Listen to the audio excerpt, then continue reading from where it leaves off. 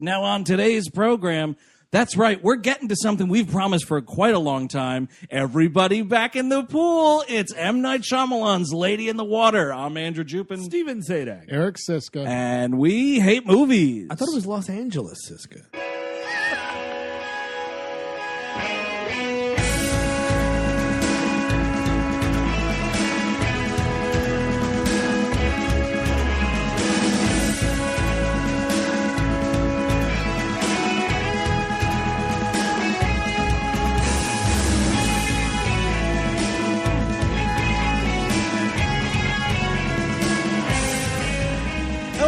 Welcome to We Hate Movies on the Sideshow Network. Thank you for tuning in to our fine program as always. Now, this week, the summer blockbuster extravaganza goes for a swim. That's this right. Is a blockbuster, man. Oh, sure. Oh, yeah. M. Night Shyamalan's The Lady in the Water. I guess just Lady in the Water from the grand depressing year of 2006.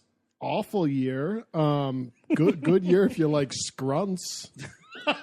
Is that what they're called? They are scrunts, and there's some narfs. There's a little bit of the tartutic, not enough tartutic in my opinion. This movie needs about like 3 or 4 more tartutics, I think, and then it would be on the right track. A couple of dewbacks and nerf herders. Is the eagle just an eagle? Did I miss that? Is it just like a tartutic, a blah, blah, blah, and a fucking eagle? Are the tartutics the monkey hedgehogs? Yeah, the monkey things. Oh, and then the eagle's just an eagle.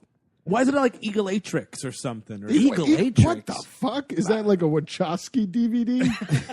Well, I think Steve's point is that M. Night Shyamalan bothered to come up with so many stupid names for so many stupid things. Right, the least he could do is come up with a name for this eagle. And to be fair, maybe he did, but file this under who could possibly care. Filed a whole darn movie there. Now, man, this was hard to follow. It was hard to follow. This is like the 5th time I've seen this movie. Now, for fans who have been around for a long time. Of Lady in the Water? Fans of Lady in the Water? No. Fans of We Hate Movies. Oh, okay. Yeah, because I was saying those don't exist. Years and years and years ago, we did a live commentary on this in the fine city of Philadelphia. And I believe that night I swore I would never watch this movie again. One of Andrew Jupin's grand proclamations.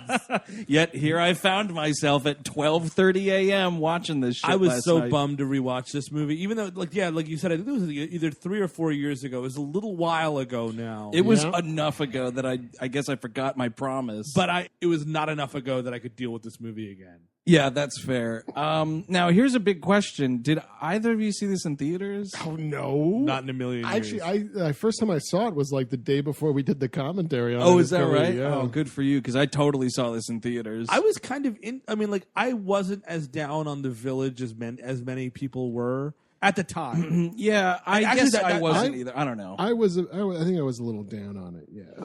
But the movie is better, but I was still into like, well, that was a bad one. You know, like, you get one bad one. Well, because I haven't rewatched it in a dog's age. I think since like the early days of DVD, but I remember liking DVD. Yeah. You ever see those ads? Oh yeah, where it's advertising like the new format. Digital video disc. Get your VHS tapes ready to get fucked, because here comes digital video discs. Yeah. We're going to fuck your tapes to death. Oh, you like Goodfellas? How about you flip that shit? Because it's DVD. It looks about the same as your VHS tape, but now you could get it in fun aspect ratios. Don't worry, Casino. We're flipping you too. Schindler, that list was a little long. I say that as a person who owns that DVD and flipped it before. Oh, man. You're flipping it, huh? I flipped it, dude. I watched Schindler's List one night after work when I was working the night shift. Uh-huh. Got home at about 9 in the morning, put that on, Yeah. and then it's noon. Then it's noon. That's the way you live your life. Were you considering killing yourself at any point in that Yeah, evening? yeah. No, well, in general, that was a tough time for me. So I was saying that's probably the last time I watched The Sixth Sense. Yeah. Unbreakable, I think, is a great movie. I think it's probably his best movie. I am not one of those people that thinks that movie should have had a sequel. You'll get those weirdos out there like, oh man, that's a franchise that could have happened. Compared to everything else he's done, I think he should have given that. I was sort of on that Unbreakable sequel train a little bit. It's not like there was much to lose. You know what I mean? Yeah, that's true. I mean, if he went and did Signs and then it was like Unbreakable 2 instead of The Village, okay. Yeah. Okay, let's just, let's go through it. Like Signs, what did you guys think of Signs? I think Signs is a good movie. I liked it. I think it's fun. I haven't seen it in a very long time. But it's one of the better, like, later, mid-late, before he went super racist Mel Gibson's, you know what I mean? Like, yeah, that was right before you had to feel awkward watching a movie with Mel Gibson in it. Mm-hmm. You guys feel awkward? And you do have that terrifying point with the South American birthday and that alien's just like, it's like, oh, fuck. That's like the scene that I was like, this is a pretty good movie. Did I ever tell you my story? Check your pants like, hey, this is a pretty good movie. When we watched that movie as a group at the multiplex, I believe Chris Cabin was there, R.I.P. D. D. Oh, excuse me, D. D is for when it's fake. Chris Cabin's turned into a DVD. Oh, God. Chris Cabin's fucking your VHS tapes to death. You're going to want to flip that, Cabin. It's a big one. We were watching Signs, and right at that part where the alien runs past the alleyway, a massive brownout in New York State happened. Oh, and shit. The theater lost power immediately, and these giant floodlights turned on, and I'd never seen this happen before, and I was like, this movie's getting good! And we were all like shitting our pants, man. And then the power was out for like 2 days. Yeah. I have a similar thing when I was watching Castaway, the Tom Hanks movie, when the FedEx plane was going down, and there was all these sirens in the plane, and it was like, oh my God, this is a big thing. The fire alarm started going off in the theater at the same time, and I had the same thing. This movie's pretty good. And then they made us leave. That happened with me with the Blade, the original Blade. Oh, really? After he kills that fat vampire, it's just like there was the siren went on, the lights went on, we're like, oh, and then it went off, and I was like, this movie's getting good. You thought blood might come out of the ceiling? A blood rave on DVD. But then the Village is not, and I rewatched it. It's probably an episode, but it's not as bad as you think it is because all of these movies look great. This movie as well looks great. Yeah. How about that cameo? Is it good in that? Dude, he's playing a fucking dumbass park ranger in that movie. Hi, I'm a park ranger. I'm a writer now. I'm sorry for killing your wife, Mel Gibson. Hi, I did that too. Oh, right. That was the first of like, are you kidding me, dude? Like, and this one goes to much further because that's like a real important role in Signs. Like the dude who killed is like, I'm so sorry for what I did to you and yours. Yeah, I'm a bad person. I'm so sorry. Lemonade, please.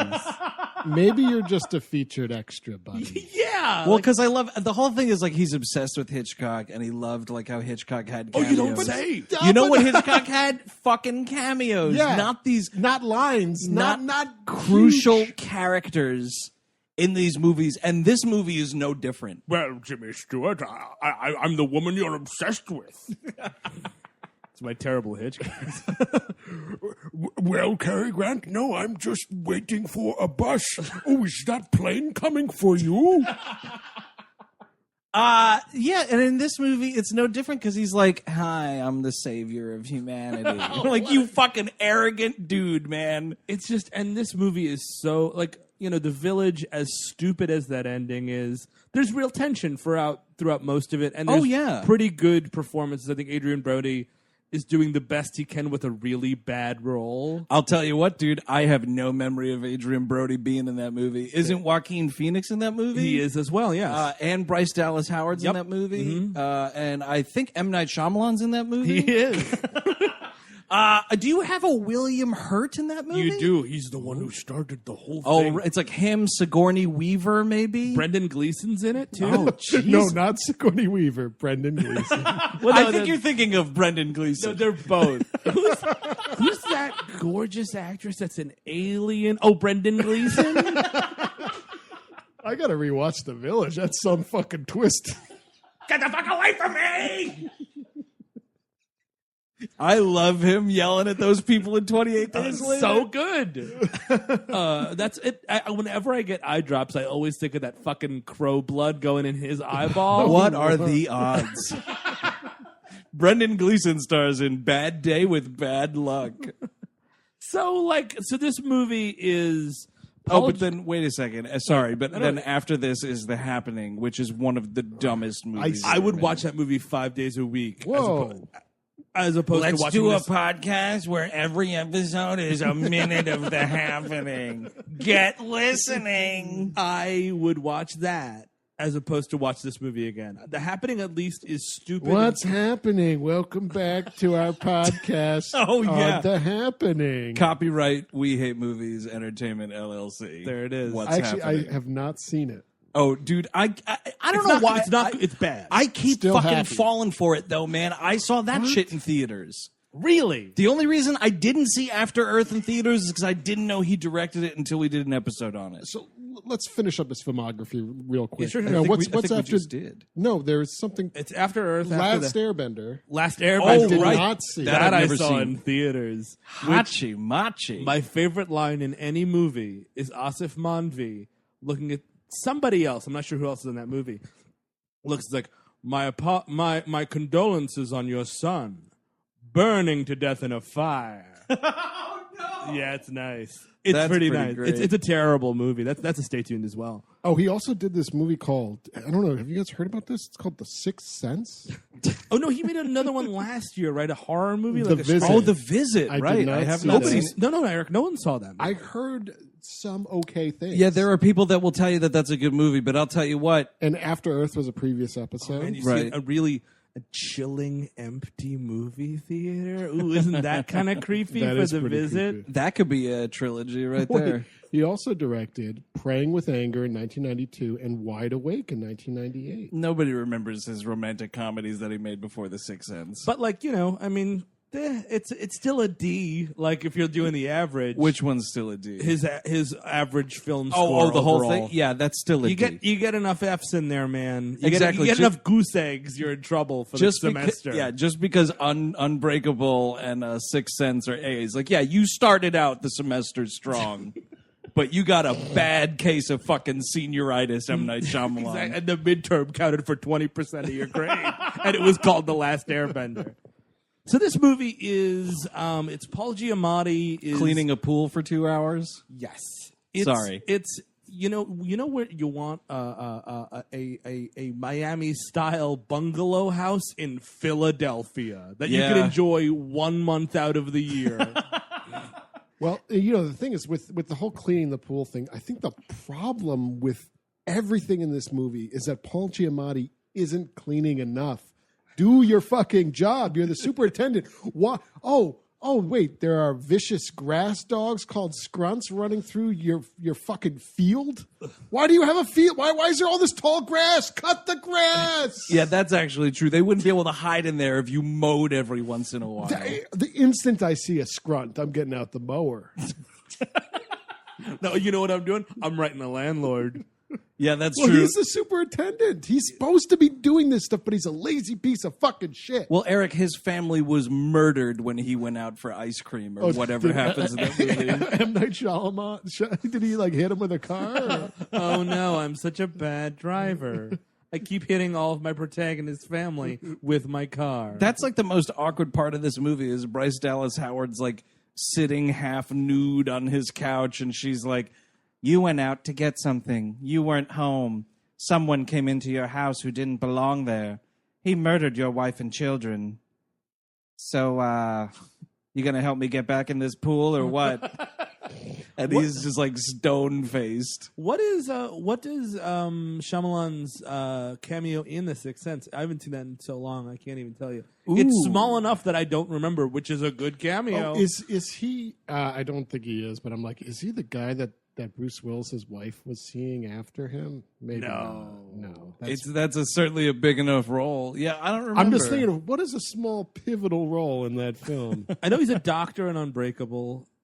He might be a doctor in... I'm looking up the IMDb Tribune here to see maybe if I can... He might be a doctor in The Sixth Sense. I don't know. Who, like talking to Samuel L. Jackson? Yeah, he's the doctor who's like, your husband didn't have any bruises at all. Dr. Hill. Bones. Yeah, I think he's a doctor in both those movies. Yeah, he's a doctor in The Sixth Sense. And hey guys, let's check out Unbreakable 1 minute at a time. So yeah, I mean, it's an apartment building, and the thing is, this movie on paper has a great cast. It has an excellent cast on paper. Every single person in this movie is wasting their time. Mm-hmm. Speaking of wasting time, M. Night in Unbreakable plays stadium drug dealer. Oh, I'm conflating the two. That's right. Yeah, he's a stadium drug dealer. Oh, now I do remember that part. Like Bruce Willis kind of like, hey, get out of here. Yeah, that's right. I remember that now. Hey, I could touch you, and I could see, like, that you're a stadium drug dealer, and... I'm the stadium police, so please leave. Oh, I forgot he's like a security guard in that movie. Right. That's cool. I'm glad we straightened that out. You're welcome. M. Night cameos. 1 minute at a time. All the M. Night cameos. Yeah, this is an excellent cast of actors. You got Paul G running up and he's on fire at this point. This is like 96 Jordan, the Paul Giamatti run, right? This is like after Sideways. Well, because Sideways is like 04. He exploded on the scene, man. Fucking make it rain in here. Tomahawk dunk. Even, after Sideways, I was like, this guy is a revelation. He's the guy, right? Especially to be quite honest, if you're a fat cinephile guy, you're like, that's me, and you root for him. Also, you put him next to Thomas Hayden Church, and suddenly he's looking amazing. Yeah, the Luke Longley of that analogy. Oh, bravo! Yeah. It is outright criminal, though, that Thomas Hayden Church walked away with an Academy Award nomination for that movie, and Giamatti got the snub and did not go on to get a nomination until Cinderella Man, which he's also great in. He's great in that movie. But yeah, excellent actor right there. Bob Balaban, usually a fairly entertaining comedian, side character. I think he's great. I love Bob Balaban. I love Bob Balaban in Altered States when he's yelling about God and tearing down the whole fucking world. Oh, yeah, and he's like smoking weed the entire time in that movie. That's one of the most casual party scenes you'll ever see in a movie. Bob Balaban's walking around with like a plate of joints. I think isn't he a stoned up scientist in 2011, the year we come back, or whatever the hell that sequel? 2010, the year we make contact. Yeah. I don't remember. I think it's entirely possible. That might have been M. Night. Oh, M. Night was there too, you think? Yep. I'm selling drugs to all these scientists on the moon. You know who's a surprise? It's a small but pivotal role. Whoo! You know who is a surprise in this movie for me was Jared Harris. Yeah. Just showing up as one of those idiots in that obnoxious apartment. With like 2 lines. You got Jeffrey Wright, like just doing nothing in this movie. He's literally doing a crossword puzzle for most of his role. The great, what's his face? M. Night Shyamalan? Oh, yeah, just fantastic. No, Fartso, the clown. No, his name is... Which character are you thinking of? Let's start there. Okay. All right. Let's do it minute by minute. Tell me. It's the guy that doesn't say much. He's in Rachel Getting Married. Oh, Bill Irwin, of course. Bill Irwin. Bill Irwin's a fantastic actor. Absolutely, and a fantastic clown, actually. He is a fantastic clown. I've seen him do clowning before. Oh, yeah? Yeah, it's great. His name is Fartso? No, that I made up. And yeah, I mean, Mary Beth Hurt's in this movie. She's great. You've got like nothing but really good actors top to bottom, and M. Night is just fucking holding on to the biggest role. And it's a bad movie no matter what. But like this fucking story, man. Like here's you mean Bryce Dallas Howard, whose name is Story? Is that her name? Yeah. Oh, Story, don't OD on my couch, man. Oh, where's my black fucking medical book? I thought he was talking to the movie. Oh, it's flatlining. Story, don't die on me. Come on, movie. Keep it together. Paul G needs this. I need a hit. I need a fucking M. Night hit. Fucked it up again, Giamatti. You were fucking riding so high. Went from Alexander Payne to M. Night fucking Shyamalan. You're 4 years late on Shyamalan, Giamatti. 4 years too late. You saw The Village. You knew what you were getting into, you fucking idiot. Hey, Paul, you're due on set in 5 minutes. Oh, thanks a lot. Thanks a lot, Kevin. Tell M. Night I'm having a blast working on this. This is good. So much fun. He actually wants to run lines with you later because he's your main protagonist in this film. All right, I'll be there in a minute, Kevin. I'll be in the bathroom cutting my throat in this trailer. So he's we're in Philadelphia, as per always in the M. Night world. Did you read the thing on the Tribune about being in Philly, by the way? Right, because it's the M. Night verse, right? It's all... He insisted on it being, like, close to Philly. Yeah. And so where they decided to build this building, because, by the way, they built this building and built this pool. Because it doesn't make any sense to have a building with a pool in it. This is like a Palmetto-style building complex. Yeah, I was singing... The first time I saw this movie, I was singing the theme song to Melrose Place in my head the entire time. No, so he said he demanded that they film no more than 45 minutes outside the city, and this fucker timed the drive supposedly, and it was 43 minutes, and they set up the set there. Chalk that up to who could possibly care. No, I mean, I think because he had a house nearby, right? Oh, do you think it's just a commute thing? Yeah, it was from his own house. He wanted to get home, man. Man, that sucks. Yeah, it's pretty stupid. pretty dumb way to make a movie there. So we open with Paul Giamatti killing a bug, and and it's like it's this impossible bug you don't see. The weird thing about this movie is could have been a scrunt. He's like tormenting this family, by the way. He's like, now I don't want to alarm you, but this thing's the biggest fucking bug I've ever seen. Stand back, family. The weird thing about this movie is the race stuff. Like, there's white people. Go on. There's white people that are just white people.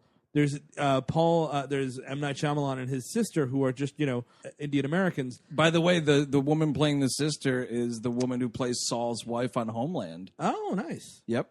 Playing like a valley girl in this movie. But everyone else, like there's an Asian family and this Hispanic family, that are so ridiculously stereotypical. Yeah, you're right. The Asian is specifically very bad. This like Korean mother and her daughter, I think it is. Oh, it's just like, why can't? And you know that the actor just doesn't talk like this. Like, you know what I mean? Like, that's not what she does. And you're just doing it like it's funnier and this also, way, like, question mark. Can we stop acting like this apartment building is terrible? Yeah, it Looks beautiful. pretty fucking nice. Oh yeah, I love that this is supposed to be a dump, right? What a fucking shithole. Also, can we stop pretending that all these people talk to each other and know each other? That's the biggest offense of this movie. Well, it's also, this movie takes place in 1941 because I was like, oh, hello, Mr. Johnson. How are you? Oh, I'm fine, Miss Rosewood. How are you? Hello, Mr. Heap. A way better movie, and everything would make more sense if it was set in the 1940s. Yeah, absolutely. And I would sort of buy this like bullshit fairy tale magical stuff. Right. If it were set then. I don't know why, but having it set in like essentially 2006, like I'm not buying it. No. We're too much of a jaded society. All these people... That's the point, Andrew. Hi. All these people that Giamatti like rounds up to participate in this buffoonery...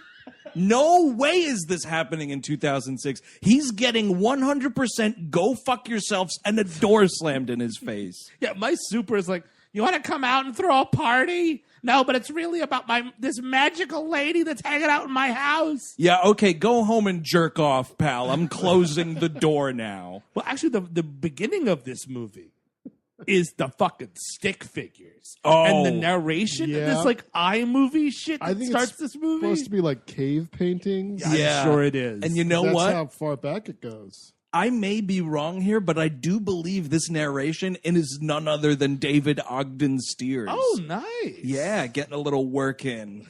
some post-MASH work. I don't know. I'm always a sucker for a good David Ogden Stiers thing. It's kind of like because William Hootkins is dead. Yeah. So it's the closest I can come to Porkins now. It's David Ogden Stiers. I think he died too, actually. Is he dead? I'm pretty sure he's dead. Oh, no! Now I'm even further from Porkins.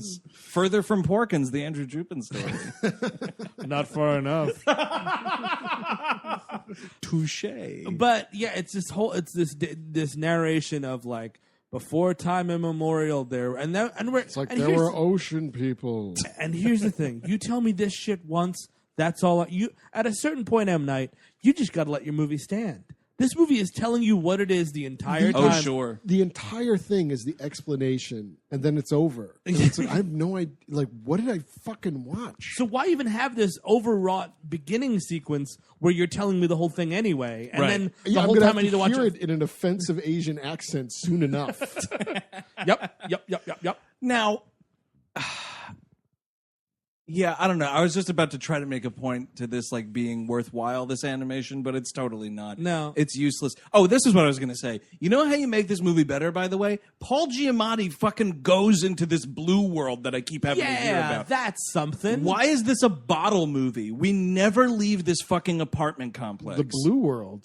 Yeah. Is that where the Gungans and the Binks hang out? What? Jar Jar Binks is what he's talking. Jeez, now I'm on Naboo. Oh, how'd I get to Naboo? This ain't good. Well, he almost goes to Naboo in this movie. Isn't that pool for 22 minutes or however long he's holding his breath? Fan theory. Okay. Yours or someone else's developed on the mine. internet? Oh, okay. He dies, or he goes crazy from this, and that's the explanation for everything. So he's got brain damage? That's what you're saying? Yeah. At the end of the movie, it just cuts to him. Everyone's still there. Bob Balaban's still alive. By the way, he dies in this somehow. And He gets murdered by a scrunt. Pay attention. Yeah, Paul Giamatti is sitting on like a lawn chair next to the pool, just drool coming out of his mouth. You know, Yeah. he's like totally not there anymore. And this was all just like the gobbledygook in his brain damaged head. So actually, that kind of makes sense only because that's the only way all these tenants would come out and help him with this fucking scheme. Exactly. Oh, of course, Mr. Heap, right this way. We are happy to help you. Oh, a narf. I know exactly what a narf is. Uh-oh, here comes a scrunt. Oh, no, it's a scrunt. And his name is Cleveland. Cleveland Heap. What a fake fucking name. I'd be like, oh, man, that guy's hiding from something. Yeah, totally. Oh, my God, maybe the mafia killed his family. Oh, yes. Witness protection. Also, oh, man, I'm almost like the Punisher, but I became a superintendent instead. Yeah, I could kill people for a living, but I chose to clean pools and kill bugs. That's also another way you make this movie visually interesting is when Bryce Dallas Howard's like telling him that stuff, you flash back and see that shit happen. Oh, yeah. Not just her saying shit. Like, I know the truth about your family. Flashback, Giamatti coming home with a paper bag full of groceries, dead kids everywhere. They found me. I don't know how, but they found me. Oh, no, the federales. Come on, bucket of animal pornography. Let's get out of here. I told him I was going to make him a porn. Sold him a My Little Pony DVD. So we meet everybody. We meet them through Bob Balaban, who's a movie critic, by the way. And you know what? Movie critics are a bunch of jerks. Oh, what an asshole. Like, you know what? You don't get to do this because it turns out you directed The Village, dude. Well, this is his response. This is the retaliation, I know. And you don't get to do that if you fucking wrote and directed and kind of starred in The Village. No. Sorry, And then I are killed your in the wife. middle of writing, directing, and starring the fucking Lady in the Water, or a Lady in the Water, or Lady in the Water. I believe it's just Lady in the Water. Hey, Lady in the Water, get out. That's a movie I want to watch. That's a good review, actually. And That's like a Gene Shalit. Bob Balaban's just a jerk, like whatever. And also, it's annoying. He does this. He's got this line where he's like, yeah, I moved here from Los Angeles to write theater and film reviews for the local paper. Come on. please make up a newspaper if you must. Or if you love Philadelphia so much, use a Philadelphia paper, which I don't know which one it is. Maybe they tried and they were like, no. We saw The Village. Well, yeah. No. Ooh, no. Love Sixth Sense, bye. Yeah, it's gonna be a no. Hey, what are you thinking about Unbreakable 2? Call us that. So yeah, he goes around. He's literally showing this dude to like all of the characters. Oh, Freddy Rodriguez from Sixth Sense or 6 Feet Under rather is in this. Who's also a good actor. He's a good actor. This is a useless character. He's like only exercising one half of his body. Ugh. That's cute. Like a comic relief. Like it's a gag. He's like, oh, I'm like a scientist. I just want to see what's going on. And he looks like a fucking small soldier in this movie. All right, men, fall out. God. That's probably an episode, right? It sure is. Oh, also, for no reason whatsoever, but it's possibly due to him discovering the dead bodies of his entire family that Paul Giamatti has a stutter in this movie. Oh, yeah. It's one of those, like, he's really, like, choking on air stutters. Uh-huh. It's only so that, like, when he's around her, it stops so he can say, my stutter's gone. And you're like, well, fucking fantastic. So let's get into it. He's like, oh, someone's hanging out in my fucking pool, man. Hey, lady, get out of the pool. There's all this sexy red hair that keeps getting left in the filter. Oh, God. I'm going to make a person out of all this hair. He has the pool guy, like the like this pool cleaner guy show up, and the guy's just like giving him a lot of shit. He's just like, you having parties out here? You're leveling me. You're putting a bubble bath in this pool, having a little party. I don't get why this dude's complaining about bubble bath. Well, no, because there's this weird line. Like, it's like slimy. The water's unreasonably slick, which is like, ew, what are you doing in that pool, dude? Yeah, I'm coming in it. I fucking run this building. I'll come in this pool. Look, it's fall. It's Philadelphia. No one's coming in here until fucking July. I can come in this pool all I want. My fucking family's dead. Don't tell me where I can and can't come. The sign clearly says, my family was murdered. Swim at your own risk. No fucking lifeguard. You're doing great, G. Keep it going. Oh, my God. So, yeah, this dude's like, you got to stop having these parties. He's like, I swear there's nobody in here and whatnot. Cut to that night. He's like taking the garbage out or whatever task he's Why assigned. is there garbage on every floor of this thing? Like a public garbage? That doesn't make a whole lot of sense. Oh, I don't know. Chalk it up to it being a bad movie. Sure, Yeah, okay. That actually doesn't make a lot of sense. Like a massive building like that, maybe you've got a shoot situation. Yes, you've got to shoot. Right. But you're all just having to walk to a garbage room, man. But Giamatti's just like working 7 days a week to keep this shithole clean. But he doesn't. No. And that's what drives me nuts, is this guy can't be bothered to do his job. We see it numerous times where people are, like, he goes to one family's residence, and he's like, I guess I'll fix the toilet. And the dude is, like, in the bathroom, and the wife goes to the door, and he's just like, yeah, I had the plumber fix it earlier this week. Don't tell him, though. I don't want him to feel bad. Oh, everyone just feels bad for him all the time? That's tough. And nobody knows about his murdered family. I mean, think how they'd be treating him then. It's that guy that jerks off at the pool all the time, right? Oh, yeah, let him pretend fix the toilet. Come on in. See what's wrong with him, Mr. Heap. Is he calling the pool by his wife's name? Dead wife's name. Oh, Lord. Melinda. There's definitely one part, also speaking of him being lazy, is like when he encounters M. Night and his sister in the laundry room or whatever, and he's like, hey, Mr. Heap, that light above my desk is still broken. And he's like, oh, I can fix that today.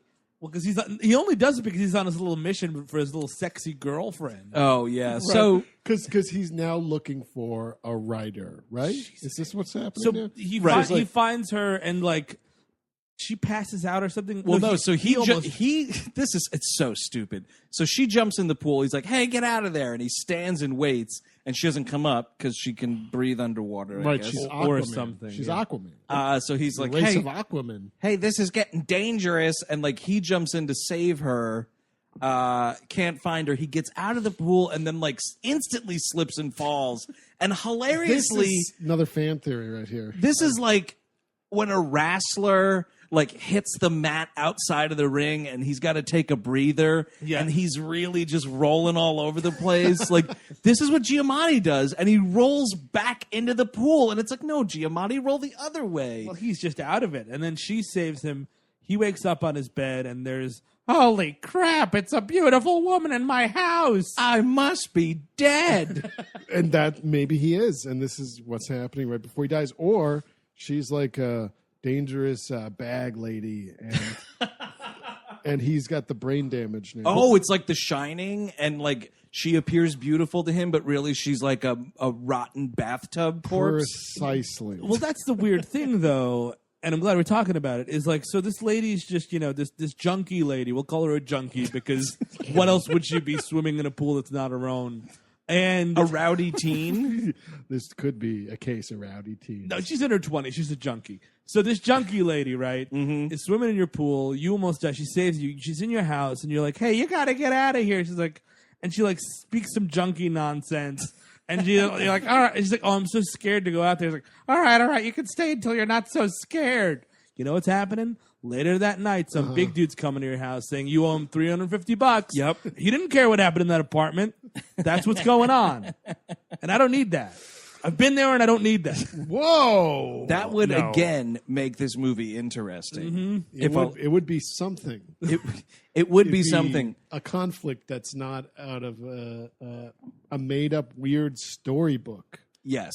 Which is the ultimate problem with this movie. So he's like, you can hang out for a little bit, but then you got to go. And it's a transition that needs to be explained a little bit. Sometimes you can just transition from scene to scene in a film and everybody follows along. Sure. So bear with me now. There's like a high angle shot looking down. Paul Giamatti's like looking at her sitting on his couch, and he's like, you're going to have to go. And it like fades to black.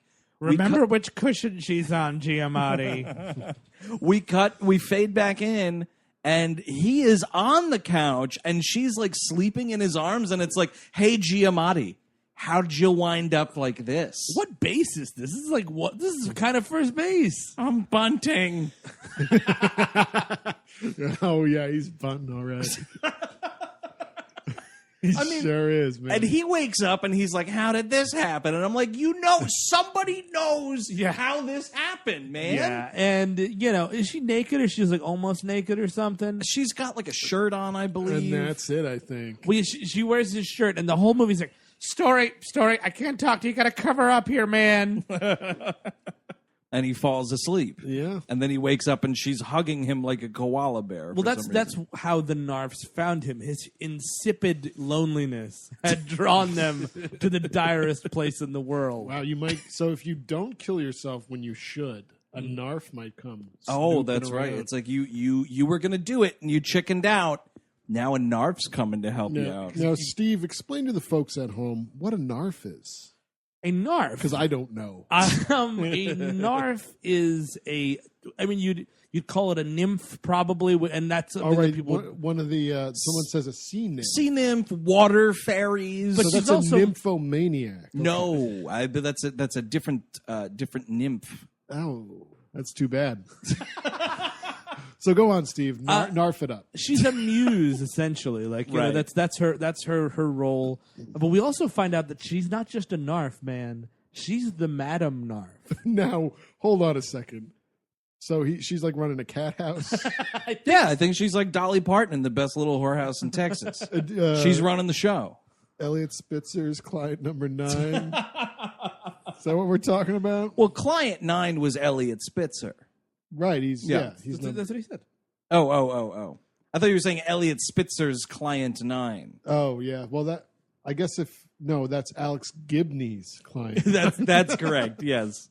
So there's this Narf thing, and she's supposed to be inspiring some. Now, here's the thing. This is so convoluted and stupid. As you can hear at home, we're getting confused trying to explain this to you, that Paul Giamatti has to have this explained to him by a 70-year-old Korean woman. Numerous times in the movie. Times. That's my biggest problem, and I wrote it in my notes. Like, tell me this thing in one sitting and stop bothering these people. Exactly. And this woman just wants to get on with her life. And you know what, dude? Go on the fucking internet, dude. Yeah. Like, you know, if this old lady knows it, it's on the internet. That's exactly right. Maybe, 2006. Legally, he can't go on the internet anymore. Oh, I have to stay 500 feet from all computers. That's why I live in the pool house. No computers back here, FBI. Also, conspicuously, only one child in the building. Yeah, that's right. I mean, like, whatever. It's like a sad, lonely person's apartment, I guess, or something. I don't know. I thought it looked kind of cool. Except for that shower stall. That was pretty disgusting. Yeah, the thing is, like, he just lives in filth. Kind of does. So she's like, I'm too afraid to go. I was like, what the fuck are you afraid of? It's nice out there. It's Philadelphia. It's beautiful. And there's a scrunt, which I know you're about to ask me, Eric, which is a grass wolf. Oh, that I knew. That lays preternaturally flat and can rise up and do other things. Much like Gumby. I Oh, believe really? these things are built like a Gumby. And so is there like the thing is, like, they're in that tall grass near his bungalow. Yeah. And they disappear into it and come out of it because he never fucking cuts it. But maybe if they're got Gumby power. Oh, they can go inside of a book? Yeah, there's like a book back there. There's just like a random book. They're hiding in the book. Oh, dude, and then you just shred that book with the lawnmower. Yeah. You hit that book with the lawnmower and it's like, That's how Gumby actually killed the blockheads in the end. Quick, Pokey, they're stuck in this book. Off to the wheat thresher. Oh, you know what? You just did it. That's the movie that M. Night could star in. It's Gumby the movie. I'm going inside this book now, Pokey. Oh, wait. Bye. Oh, no, there are scrunts in here. Let's go into the village. Quick, let's skate away. His fucking 1 foot skate slide thing. That was pretty cool. That was pretty cool. I wish I could slide like Bunky. What? Did you say Bunky? You said ex-Bunky the Clown? Wait, Ted? Gumby Ted Bundy? Did you like a serial killer Gumby? I like it. I like it a lot. He's going into all sorts of books, killing all the heroines. Oh, there you go. Look out, Jane Eyre. Here he comes. He went into the history books and became Jack the Ripper. That didn't exist until Gumby went back in time and murdered a bunch of people. Wow. Yeah. Mostly prostitutes. Mostly. Yeah. Actually, yes, exclusively prostitutes. They're called Narfs. So, right? Because there's a Madam Narf. Okay. But this is we're talking about my favorite part of this movie now. That's possible? Because he carries her outside. He's like, all right, I'm going to throw you at the nearest bus stop. Let's go. And so he's all right, here we go. Put your shoes on. Homeless shelter time. It's homeless shelter time. He's hauling this woman out of his house. And she's like, psst, here comes a scrunt.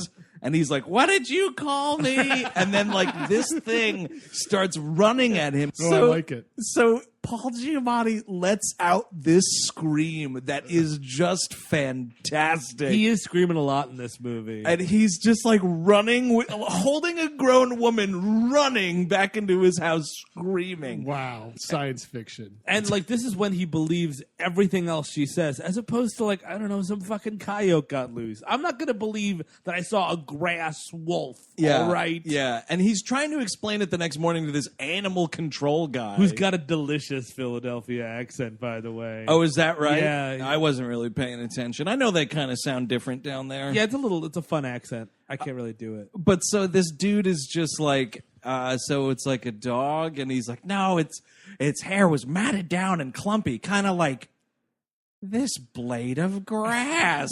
And I'm punching myself in the crotch. He's like, it was green, man. You didn't see it. It was fucking green. Is she like slipping him drugs all day? Absolutely. That's why he's dosed. That's why he's waking up and like, how did I get here?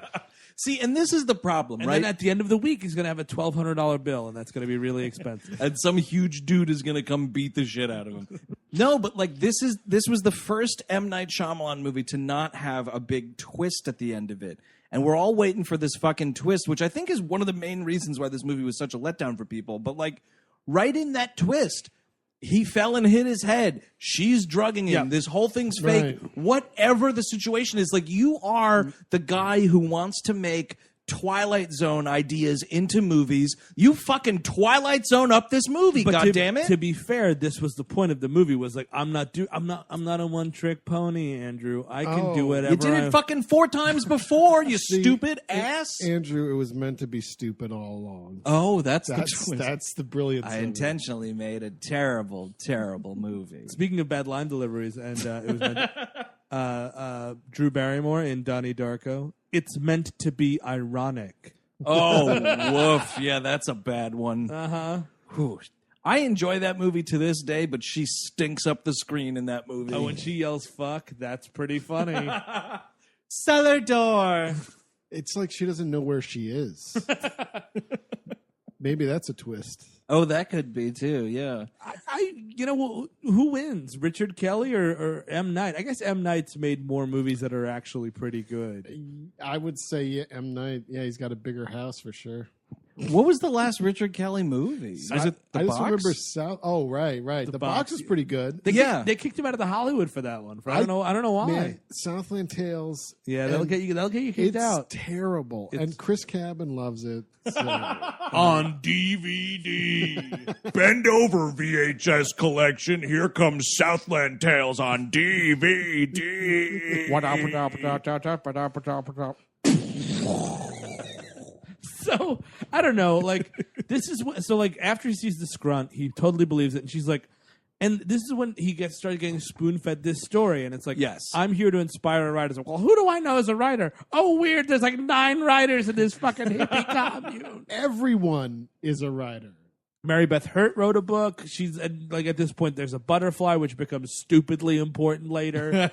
And she wrote a book. The film critic is a writer. The film critic, of course, is the writer there. There's whatchamacallit, Jeffrey Wright is a crossword puzzle enthusiast. No, also, by the way, here's something. Nobody works in this place. Nope. Yep.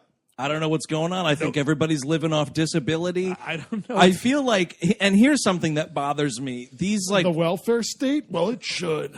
No. The 4 dudes in this apartment. They call it a poly family. Oh, I see. Jared They're Leto. Fucking each other? No, I made that up. Jared Leto and those other dudes. Jared Harris. Oh, Jared Harris. Excuse me. Yeah, no Jared Leto. 30 Seconds to Mars was 2 doors down. And then 3 doors down was 3 doors down. You could call me Superman, Scrunts. Wait, 3 Scrunt Night?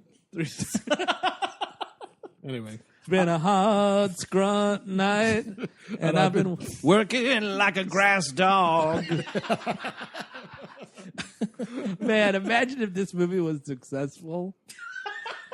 We'll spit rye all over the equipment. No, oh, man. I can't ever imagine that.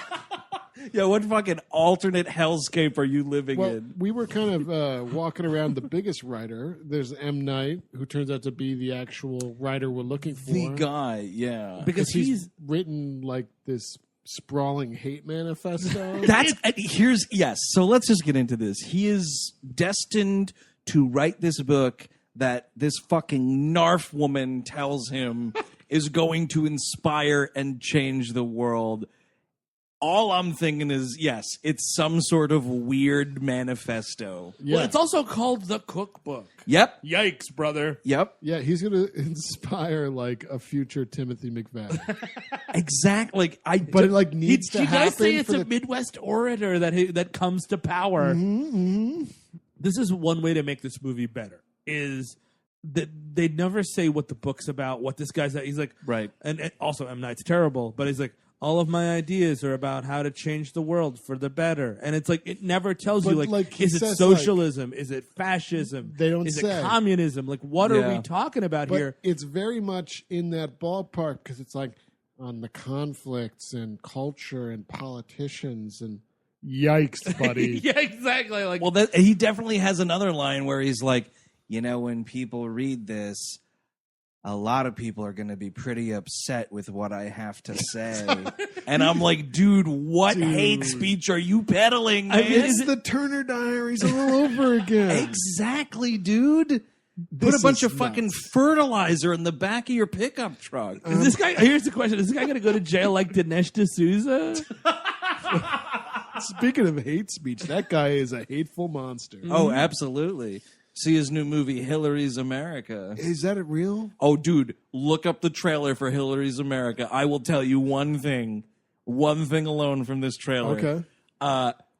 Flaming horse bursting out of a painting. Well, I know what I'm doing this weekend.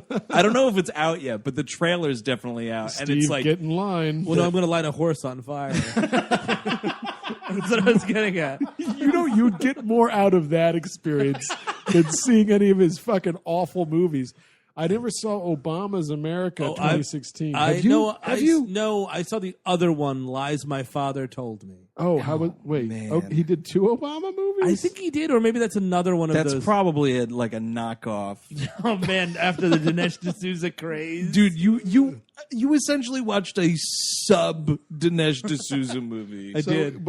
So that was like walking into the brain of Donald Trump, right? Yep, exactly. Okay. It's like he might be a moose lamb. That's the whole thing? Yep. Oh, Christ almighty. Or his dad was like communist and stuff, and like he's a Manchurian such and such and all that good stuff. You know what? Let's just do full communism, guys.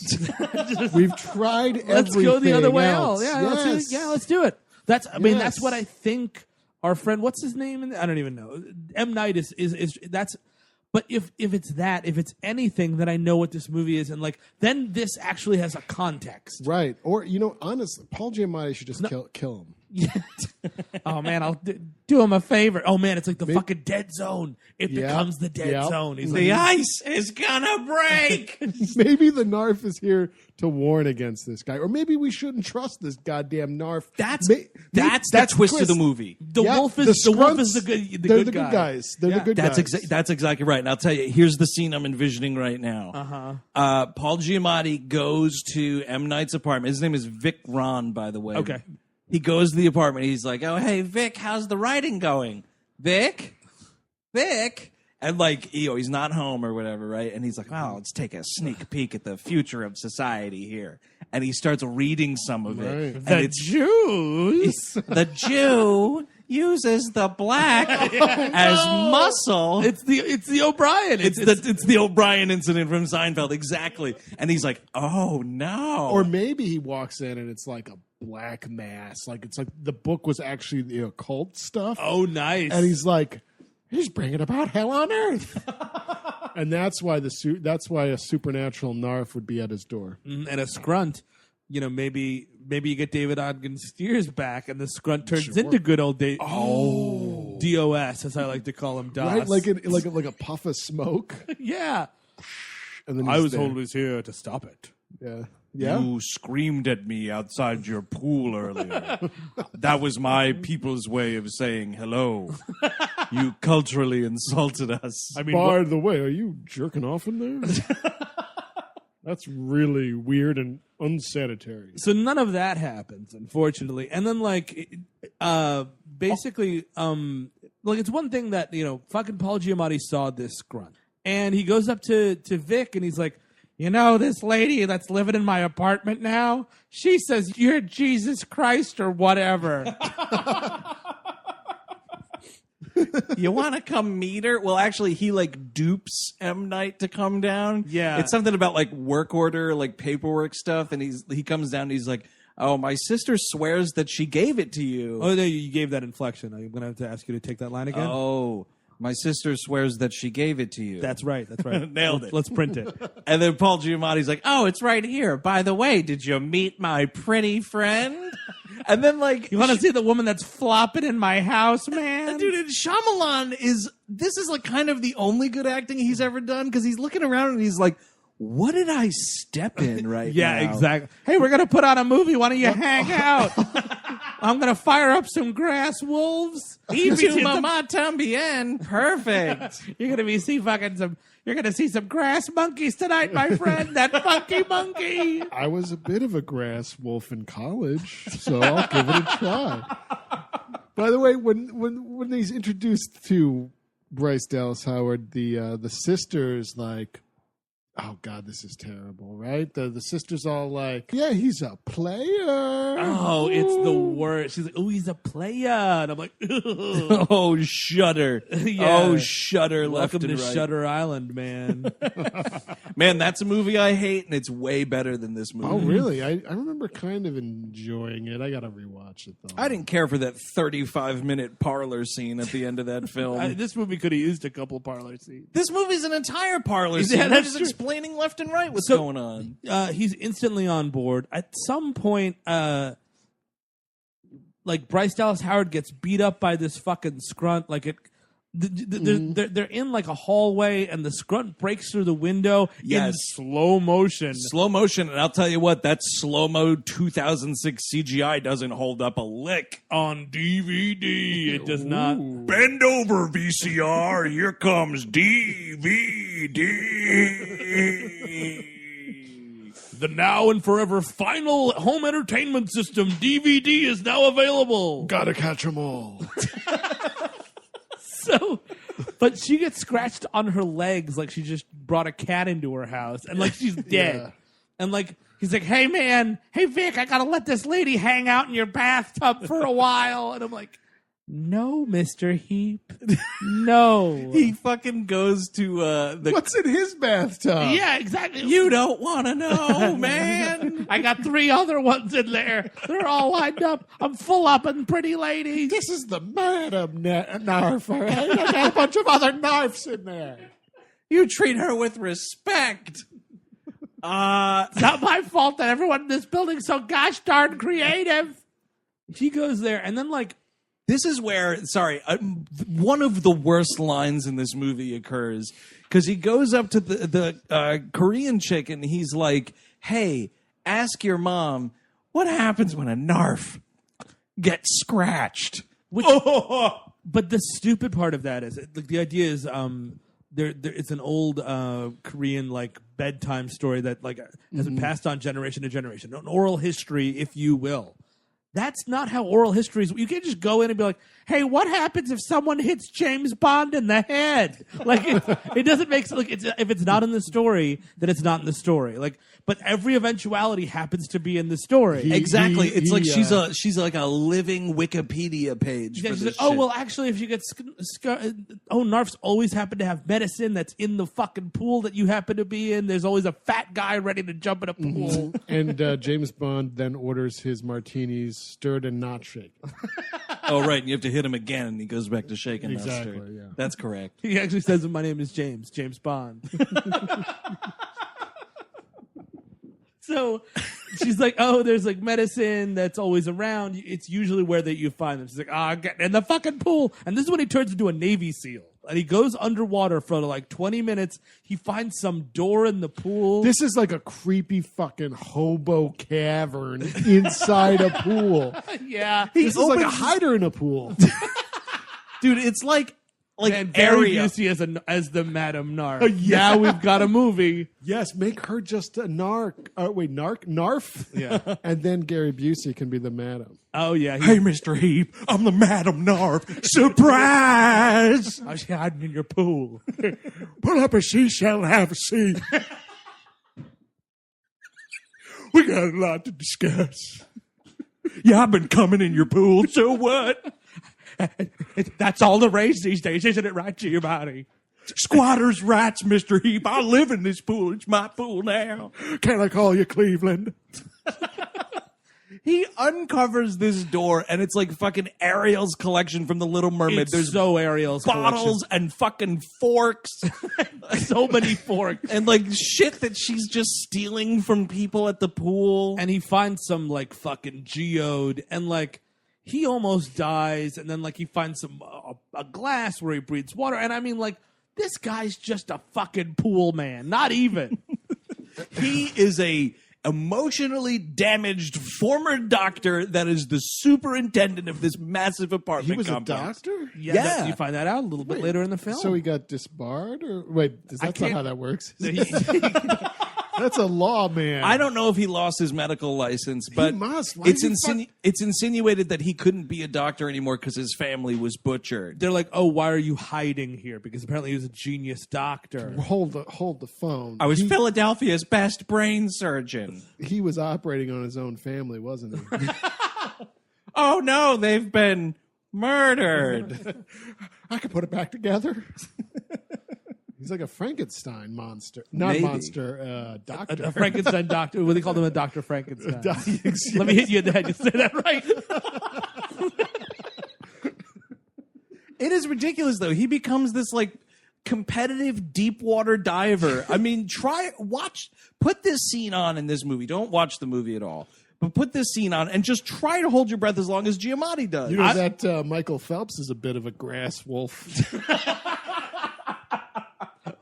I mean, actually, you want to make a supercut. You take the Mario 64 underwater theme, superimpose that, because it's kind of like you got a little fat guy running around the water. Dude, you're at the 2 pieces of the red pie, man. Yeah, you're running out of air.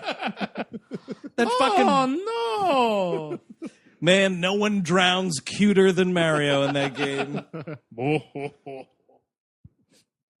That was always creepy. Oh, yeah. Bowser was always laughing. I guess Bowser's been jerking off to your trauma the whole time. Oh, sure. Yeah. Nothing but sexual gratification out of watching that poor plumber suffer. So, I mean, he gets, slowly but surely, everybody is involved in this thing because Bryce Dallas Howard's story, story's story, as it were, is that, there's fucking this person who's a healer, and there's these 4 guys that are a guild that are going to protect me, and this is all so she can, like, get picked up by an eagle. Well, this is the stupidest part of the movie, though, is basically, he's like, I don't know, man, this crazy lady almost OD'd on my couch. Let me go back to the old lady. And it's like, the only way she's going to understand that she's going to tell you the whole story is if you pretend if she sees you like a child. What the fuck is this? This is embarrassing. It is it's more embarrassing than the Rhino in Amazing Spider-Man. But and why does this even work? Like, does she think he's like a fat baby child? I think that she thinks he's slow. It's like a Tyrannosaurus Rex can't see you if you don't move. So he like act like a baby, and this woman won't be able to see that you're fucking 45-year-old bald Paul Giamatti. Like, I was thinking he should just like shave everything off. Oh nice, yeah, like, dude. I'm a baby. Oh god, that'd be terrifying. Dude, this is what he does, right? He goes in, he sits on her couch, and shits his pants. He's like moving his feet around like a little kid, and he drinks milk. Dude, and he gets a milk mustache. Oh, just dripping milk. And he's like, it's like, ew. It's disgusting, It's man. much weirder than whatever perversion he has on Billions, which I've heard is pretty intense. Oh, he's got a perversion on that show? That's what I hear. I've heard that as well. Oh, man. I feel like... I want to watch Billions because I like Paul Giamatti and I want to watch him do stuff. I like Damian Lewis, man. That dude's awesome. That's a power team. See him in the not-so-great Our Kind of Traitor. Traitor? Traitor. Traitor. Okay, not a traitor, like a day trader. No, not an importer-exporter, like someone going against their country. Damian Lewis should play Art Vandelay. Ooh, great movie. Like George Costanza finally meets the real Art Vandelay. Like it's an actual guy. Oh, yeah. Like, hello, George. Heard you've been using my name, George. That's what's good about Our Kind of Traitor. My name. He's using his real voice in that movie. Oh, that's good. Thankfully. Oi, I'm a chimney sweep now, ain't I, Gulliver? That's exactly right. So he gets this story, and he basically M. Night's sister has to do this thing, which is like, because like I guess Story's not allowed to tell anybody. Narfs don't narc, dude. Oh, that's shit. Put that on a fucking t-shirt. Put that on a tattoo. This is welcome back to Narf school, everybody. Rule number 1 is Narfs don't narc. Rule number 2 is you don't talk about Narf school. If you're a Narf and you narc, I'm gonna have that scrunt bite your throat out. The only people you can talk to are elderly Koreans. So, like, M. Night's sister does this horseshit thing where it's like, when me and my friends wanted to, tell secrets but not say them out loud, we just asked each other questions and then we signaled whether or not that person was right. So then we have a 5 to 7 minute sequence of this woman asking Story questions while Story like dies in a shower like E.T. And Giamatti's like standing in like another room, like, you know, asking the questions to this woman. I mean, it is obnoxious. And basically there's a heel every time that, not only that every time a narf is around, a scrunt is trying to get her, but there's also rules that scrunts have to abide by. We find out that there's also something called the Tartutic, which are the monkey grass monsters. And then there's always a healer, a guardian, and a guild, and a symbologist. Everybody following along. Who could care? And I mean, like, and even we're an hour into this movie, and I'm like, dude, we're still explaining what this thing is, and we're not going to stop explaining, like Eric said, until fucking it says written and directed by M. Night Shyamalan. That's right. On the back of my fucking ticket, put a map. 'Cause I don't know what's going on. And so basically, like, he goes up to Bob Balaban, because Bob Balaban is a movie expert, therefore knows how this horse shit works. Oh, man. And this is one of the dumbest parts of this movie. I mean, fucking Bob Balaban's such a straw man in this movie. It bugs me so much. Because he's wasted. Yeah. Like, Bob Balaban is one of the funniest people out there. Yeah.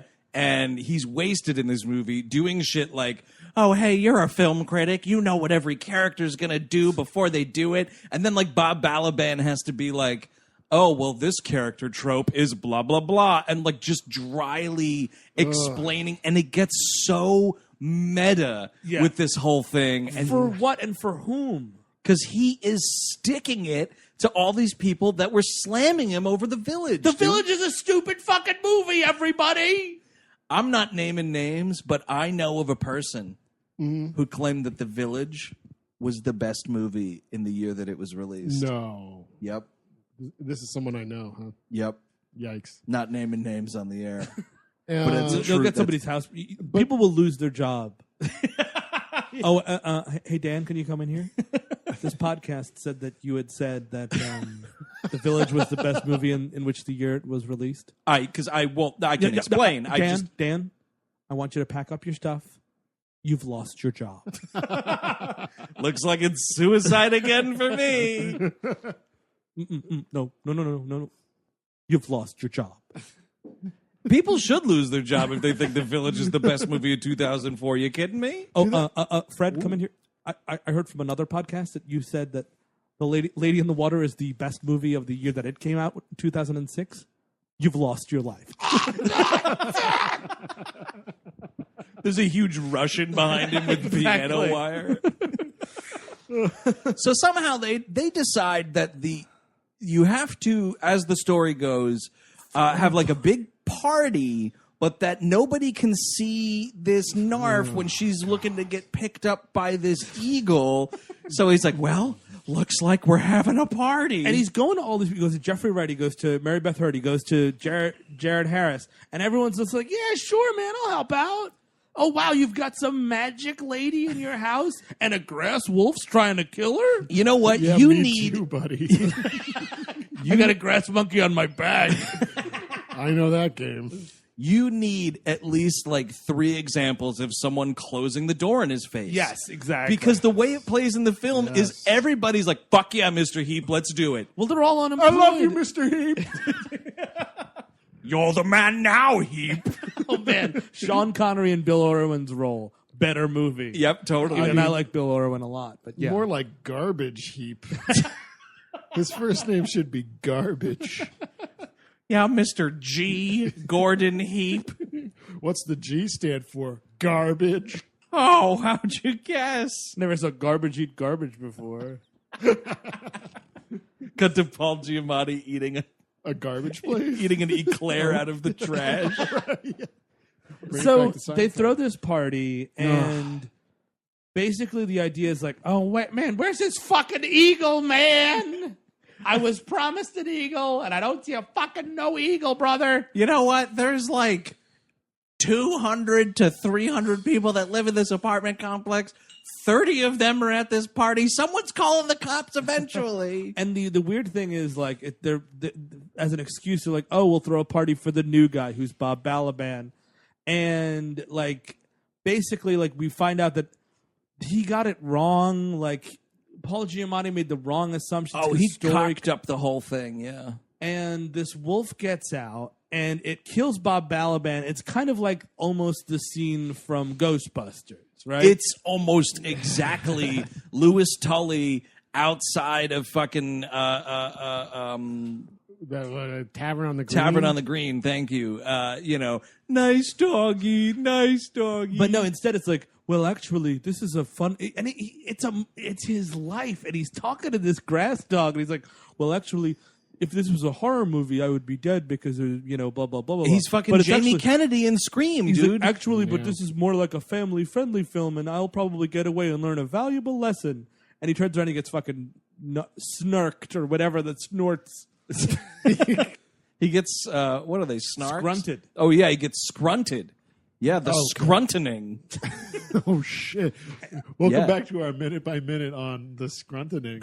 And you know what, dude? Like, let's get a body count going. If that's the case, if the scrunt is killing people, let's do it up. You're letting it loose like at this party, dude. Come on, members of that guild, Jared Harris can go. And this is like, let's have some memorable deaths. Those dudes are definitely expendable. And I'll tell you my biggest problem with this guild of 4 fucking idiots in this movie. He doesn't have the balls, Shyamalan, to like make them actually be smoking weed. No. Wait, they're not? No, they're like fake stoners who they act stoned, but they're clearly like smoking cigarettes. Well, it's a marijuana cigarette, right? No, it's like a fucking Marlboro yellow filtered. We're just smoking cigarettes. Because, Disney's putting out this movie, or whoever put this movie out. Warner Brothers. Oh, wow. What a fucking mistake. But the weird thing is, like, this is the first movie of his that's not scary at all. It's got that one jump scare where the grass dog jumps at the door. And this is terrifying in how bad it is. But, like, you have to, I mean, like, I get it. You don't want to be pigeonholed in whatever, but, like, I'm sorry, you're making something with monsters in it, dude. Fucking scare it up a little. Exactly. And so basically, the story gets her leg scratched again, this time much worse. Yeah, she falls on her rollerblades. And, like, Giamatti's like, oh, wait, I got it wrong, man. Everyone was not the right person. So he gets the rest of the cast, the rest of this building in. And everybody's doing all this shit. Just bothering even more people. And it's a Friday night, by the way. And, like, the little kid from Heroes is Jeffrey Wright's son. Oh, that's where that kid's from. Yeah. Oh, it was killing me. And he's like, oh, it's this. And now it's going to be, we're going to have to get the Hispanic family involved. And they're going to watch this stuff. And blah, blah. I'm already asleep. And, like, Story's, like, passed out and her hair turns blonde at this point. Yeah, she's dying much like E.T. Isn't that interesting? And basically, we spend another 20 minutes. The funny thing is we spend this other 20 minutes getting everyone together doing this ceremony. And he's like, and the kid's like, oh, I got that wrong again. And I'm like, dude, are you fucking kidding me? What's awesome is it's around this time. You see, actually, it's kind of funny because they agree to do this quickly, but they also turn on Giamatti very quickly. Because when the kid's like, oh, I think I fucked it up, I'm sorry. Yeah. Bill Irwin is just like, this woman is dying, and we're talking about a family bedtime story, and this is bullshit, Paul Giamatti. Yeah, like, call the fucking cops. You know what, dude? There's a wolf outside. Let's call the cops and figure it out. Like, everybody, Mary Beth Hurt, fucking Bill Irwin, all these stoners, everybody's like, you know what, man? I don't want to watch a woman die tonight. How about that, Mr. Heap, if that is your real name? And this is the emotional climax of the film, which is like, oh, I guess I'm the healer, man, because the butterfly came to me, or whatever, or shit. And basically, like, it's like, oh, and the little kid's like, you have to, like, talk about your dead family to bring her back and clap your hands. He's like, are you sure you're reading that right? Because this is going to be really hard for me. And he's just like, oh, man, it's like what every day I close my eyes, I think of your faces, and I see God, man. And everyone's like, dude, this is getting dark. I see your faces, and it reminds me of God. And I'm like, why? And what he took from me, fuck you, God. I'm Frank Castle, the Fat Punisher. You got to have a little physical prowess to punish. Hey, by the way, this movie's like 25 minutes too long. Oh, easily. Because wait, how long is this movie? An hour and 45 minutes. That's how too long it is. Because like they have this whole party scene and the whole thing goes tits up. Yep. And then we just have to do the same exact thing again. Twice over because the kid's like, oh, I messed that up, man. And I'm like, are you ever kidding me? And then they do it again. And then like they bring everybody outside and she gets healed by Paul Giamatti's tears, which is beautiful. Right. Isn't like a scrunt come out of the mist now and it threatened them? Yes, and also the scrunts, I guess, breaking the rules and the Tartutic can't see it or some. Oh, fuck, dude, really? Oh, that's right. Yeah, these grass dogs, dude, are not abiding by this bullshit code of honor that all these creatures live by. Oh man, it's the 13th of the month. All bets are off with the scrunts. Every scrunt is a wild card. Oh my God! Did you check the date? It's a scrunt purge. Oh man, the scrunt anarchy, scrunt election year. Fuck yeah!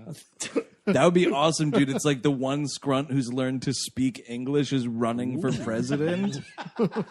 Totally. Don't blame me. I voted for Kodos. I love the idea I like the idea of two parties, one for the purge wherein everyone dies. And the other one's like, I don't know. Maybe I'll go out on a limb and say I'm against the purge. Are in that world, do you think there's these fucking anomalies that we call undecided voters? Yes, in the purge anarchy, they're like, I don't know, sell me on the purge. Sell me on why this is a good idea. Well, I just don't know. Well, the idea about the purge is everyone's a secret serial killer, I guess. Yeah, or enough people are. Oh, most of us. They're out there, man. You indulge in, the id, man. I mean, I feel like, what's going to happen on Purge Night? Everyone's torrenting movies, Everyone's torrenting every movie they can. Oh, dude, the Purge Night, the internet is so fucking slow. That sucks. That's when you have to break out your old DVD collection. When the internet is down, the DVD collection is there. Bend over,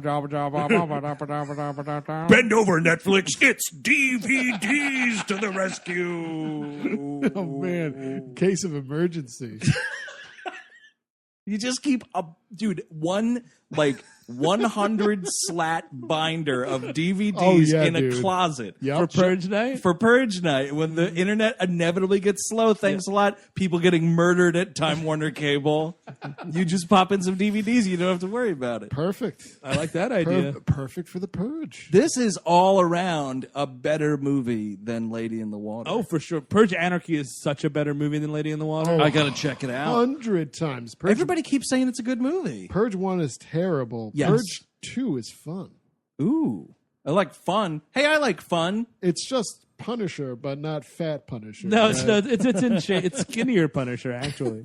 So also Paul Giamatti, he thinks that he's like the protector of this woman. I'm the fucking guardian, man. I'm the guardian of Gahul.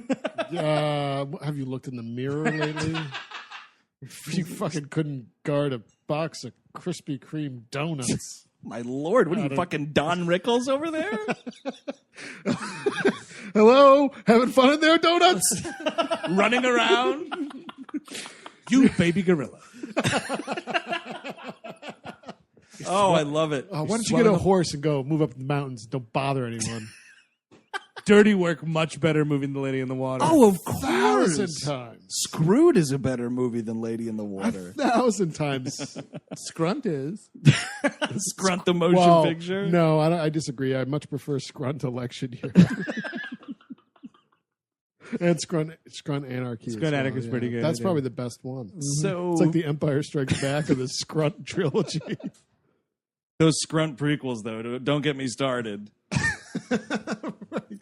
And, dude, the fucking Scrunt Awakens is just a ripoff of the original Scrunt. That is like the same movie. It is. It's like beat for beat the same movie. Thank you, Paul W. Reddit. First of all, a woman couldn't do that battle to a Scrunt. She doesn't have the physical prowess to be a guardian. You know who does, though? Freddy Rodriguez, who's like batting this thing away with a pool vacuum. Well, the idea is that the Scrunt all it takes is the Guardian to look at it, and then the scrunt can't move, and I'm like, well, there goes my tension, everybody. Yep, you did it. You're staring down the thing I want you to, like, fight or something. And then, like, all these grass monkeys come out and kill it. Yep, that's it. All these grass monkeys jump from the trees and beat it to death. And they kind of have a Groot vibe. They do have they're very Groot, actually. And then, like, this bird comes down. Fucking finally, man! And working my tits off waiting for this bird. Well, I mean, that bird's, it just came from Mordor, and boy, are its arms tired. I thought it was going there like that. It's like the battle of the two whatever towers. Dude, that would be awesome if it turned out. Dude, here's your twist ending. Oh, shit. This bird picks up Bryce Dallas Howard and drops her in a fucking flaming volcano. I'm okay with that. That would be great. And then Andy Serkis jumps in after. And then what's like the most infuriating about this movie, man, is that this bird comes, Bryce Dallas Howard disappears. I have to go. My planet needs me. And then it is a hard cut to credits, man. Like anything even I mean, like what would after that happens? What is Heap talking to these people about? There has to be something going on. You know what it should be? It's a thing where it's like they wake up and nobody fucking remembers anything. Yeah. It's like, looks like we all got pretty loose at this party. And like they help like Mr. Heap clean up. Nobody remembers the scruntening. Yeah. You know what I mean? Yeah. And, but what happens is there's a couple of lines of dialogue between M. Night, who's the star of this film, and like he finds out that he's gonna die. Like he's like, oh, my book is gonna be so wonderful, and all of the people will finally pay, and so will I. The thing is, he's not. He inspires with his words the savior of the world. Like there's a boy who reads his book who grows up to be like a revolutionary president, basically. Right. From publishing Mein Kampf 2. Yeah, totally. This happens. And he's like, you keep saying that this boy is going to read my book, but you don't say that I get to meet this boy. So I'm presuming that I'm dead. And she's just like, yeah, you get killed. Over a cookbook? And it's and it's ridiculous because like her parting words to him, like she's getting ready for this bird to pick her up. She's like hailing the bird down. And she's like, by the way, your sister has 7 children. You only live to meet 2 of them. There's your timeline. Oh, fuck, you're pregnant with twins? Shit. Dude, and then that's an interesting Twilight Zone movie. Does he or does he not kill his sister? Oh, easily. Because it's possible if she doesn't give birth to the second child, he lives. Dude, kill them all, lock that book away, have it get out when you die as an old man. Throw the whole timeline off. I guess that's the question, right? Yeah. If you guys were told like you're going to write a revolutionary piece of literature. It would have to be it would have to be about the Green Lantern. Right. Yeah. Something about the storyline that you decide to tell about those jewelry-wearing aliens is going to change the world. But seriously answer your question, I would definitely publish it even if it meant my own death, because then I would live on immortality, changing everything forever. So, but it depends. Like, what are we my talking ego outweighs my mortal coil. Are you the dude? Are you Zephyrin Cochrane? Or are you Hitler? Shit. Like if I'm Zephyrin Cochrane, that's cool. Yeah. Everyone's like, oh man, you literally solved it all. Well, that's why I would need to be like, hey, Narf. How about some more details as to what exactly is, what exactly my work is being inspired to got help. Any thoughts for chapter 20 here? Got to try to finish this book. I mean, if you know what it's supposed to be. So why don't you just tell me what you'd like to see? What I love is I stuck around through the end credits of this. Ooh, a stinger scene, huh? There's not a stinger, but there's a line at the end of this. For Thanos. It says, "To my daughter, I'll tell you this story one more time, and then it's time for bed." If I were this daughter, I'd be like, you know what? Never tell me this story again. How about that? How about you leave me out of this one? You know what, dude? But no, but that's the story behind this. This was a bedtime story he told to his children. That's a fucking dumb story. And they passed right out. Dude, that you want to put somebody down. Yeah, that's true. You just like you pretend to be asleep so Dad will shut the fuck up about scrunts and narfs. Tartu dicks and fucking Paul Giamatti when I'm trying to sleep. What an asshole. Did he actually tell his kids, and then Cleveland Hep, the superintendent of the building? Oh, no, Cleveland Hep's down the street. He's the cool one. Oh, what is his name? Heap. Oh, right, yeah. Garbage. Cleveland Hep is played by Gerard Way. Yeah, Hepcat Hep is down the road. He's a cool guy. Better movie. Oh, yeah. Gerard Way, by the way. I don't know. That's the first thing that I can think of. Weird. Hey. You're the first person in history that the first person they thought of was Gerard Way. Yeah, and that's this dumb movie. Would anybody sitting in this room recommend it? No, man. If I never I mean, I do think, honestly, all of his other movies, including The Last Airbender, including The Village, I would so rather watch any of those movies. Including After Earth? Ooh. Yes. Because at least there's alien shit. Yep. And there's at least Will spaceships. Smith's doing stuff. Not really. Well, they're fighting scrunts, right? They're fighting space scrunts. Space scrunts. Sprunts. Oh. No, I wouldn't recommend this. This is fucking cancer. Cinematic cancer. Oh, no, I guess that too. Are you saying we should all go to the doctor? Yes. Oh, all right. Definitely enough. check out your fucking narfs after this one. Oh, no, my family went to see an M. Night Shyamalan movie. Now they're all fucking dead, man. No, that's the twist. Oh, him getting out of the village and his family's dead. Oh. Or maybe him getting out of Lady in the Water and his family's dead. I don't know. It's like a time paradox. Oh, man, why did I let my wife keep cyanide in her purse? They took the fucking easy way out, man. I sat through the whole fucking thing. Yeah, I would not recommend this movie. I still say to this day the best reaction to this movie is the gentleman behind me walking out of the movie theater who threw a large Diet Coke against the wall while screaming, "I paid $80 to bring my family to this." Like, that is the best response to this movie. Like, you got fucking duped, dude, because you liked all those other movies and then you came to this, and what a 180 garbage fest. It's angry making. Yes, it made me angry. Because at least any of those other movies, like, you know where you are at a certain point and it just happens and then it's over with. Or there's a big twist at the end and you go, oh, wow. And there's nothing that's convoluted about them. This is so convoluted, and it all takes place in a fucking dump apartment. Well, not a dump. It's supposed to be a dump apartment building. And that's it. Like it's cheap garbage. Follow Paul Giamatti to the fucking bodega for something. You know what I mean? Let me see Philadelphia. At least the village, you got to see the woods. Yeah, the beautiful You got to see a car. You don't, I don't even think you see a car in this movie. You get to see a ladder later in that movie? Exactly. Sick ladder cameo at the end of that movie. There's a knife. That is Lady in the Water from 2006, directed and starring and written by M. Night Shyamalan. If you want more We Hate Movies, check out WHMPodcast.com or find us over at SideshowNetwork.tv. Like us on Facebook and follow us on Twitter. We are at WHM Podcast. Right into the mailbag. We all hate movies at gmail.com. Rate and review the program wherever you get it. We would greatly appreciate that as well. You really got to do that. Oh, yeah. Because, helps us out. Exactly. I mean, the enemies are at the gates. That's all I'm going to say. It would really help if you would just maybe, if you got any enjoyment out of the show, maybe you give a little back. Yeah, exactly. You don't want these scrunts taking us over, man. There are scrunts, man. That's the thing. You don't want to tune in next week and someone's like, "Welcome to Scruntcast." Yeah, there are a lot of pod scrunts out there. Now, next week on the program, we're going to the final frontier. Oh. That's right. Star Trek V: The Final Frontier. William Shatner's directorial debut, maybe? Right. I think an alternate title is The Search for Chris Cabin.